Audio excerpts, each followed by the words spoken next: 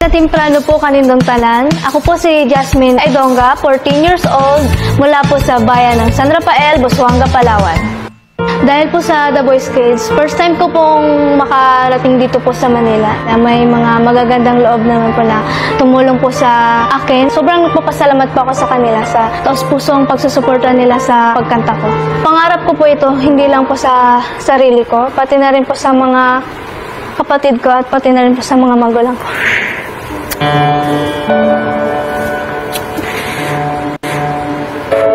Gusto ko po silang mabigyan po ng magandang buhay. Gusto ko po makapagawa po kami ng maayos po na bahay. At yung hindi na po sila nahihirapan, hindi na po kami nahihirapan sa.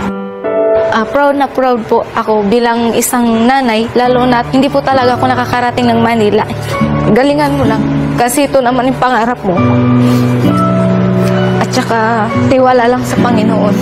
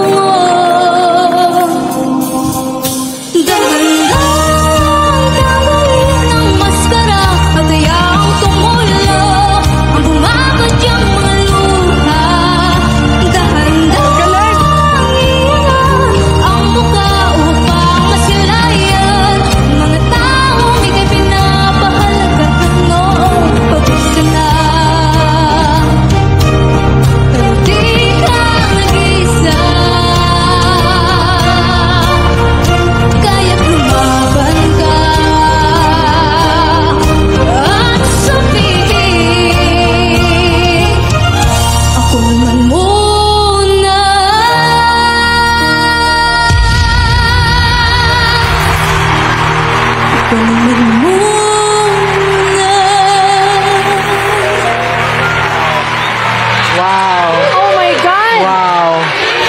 Wow. Wow. Hello, baby girl! Wow. Wow. Hi, baby girl. What's your name? What's your name?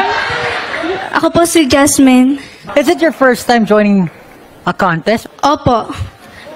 First time ko po dito. Wow, sobrang pro. First time mo sa Manila?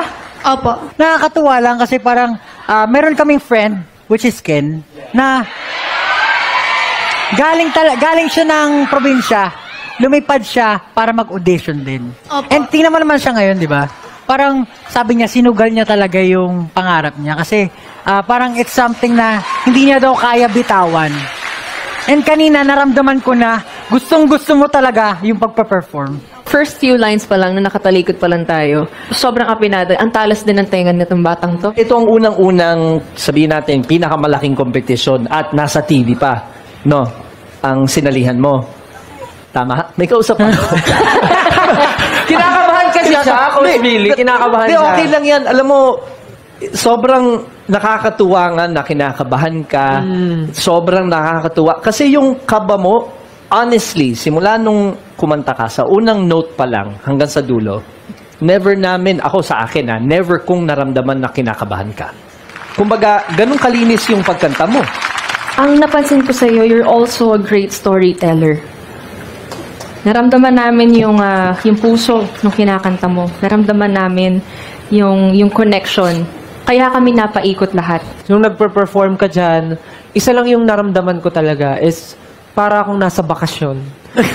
Hindi, Palawan. seryoso. Para akong nagduduyan sa mga boses mo. Sobrang presko lang. Parang dinala mo talaga ako sa lugar kung saan yung hinahanap-hanap ko na gusto kong manatili lang doon kasama ng boses mo. Na-appreciate ko yung katahimikan ng paligid.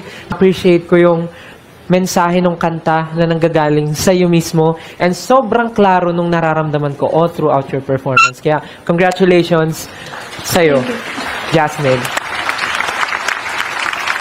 So, Jasmine, 4 ang umikot para sa'yo.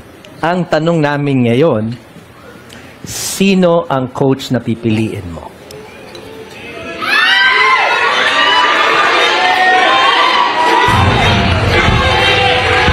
Julie? Ang pipiliin ko pong coach ay si...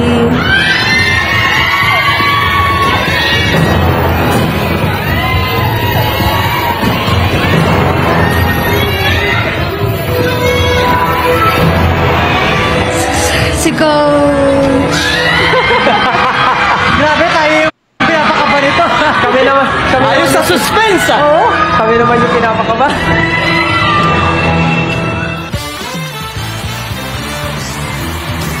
Ayos sa suspense, ah! Kami naman yung pinapakaba. Si Coach still.